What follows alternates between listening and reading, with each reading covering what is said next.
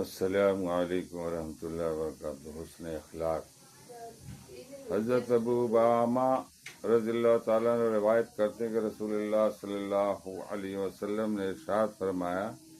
میں اس شخص کے لیے جنت کے اعتراف میں ایک گھر دلانے کی ذمہ داری لیتا ہوں جو حق پر ہونے کے باوجود بھی جھگڑا چھوڑ دے،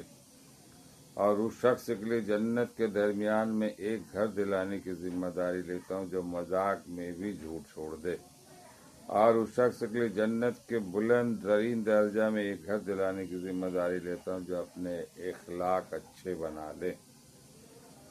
حضرت انس بن مالک رضی اللہ تعالیٰ عنہ روایت کرتے ہیں کہ رسول اللہ صلی اللہ علیہ وسلم نے ارشاد فرمایا، جو شخص اپنے مسلمان بھائی کو خوش کرنے کے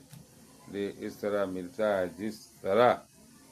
اللہ تعالیٰ پسند فرماتے ہیں، اپنے خندہ پیشانی کے ساتھ، تو اللہ تعالیٰ قیامت کے دن اسے خوش کر دیں گے۔ اللہ تعالیٰ ہم لوگوں کو پڑھنے اور سننے سے زیادہ عمل کرنے کی توفیق عطا فرمائے۔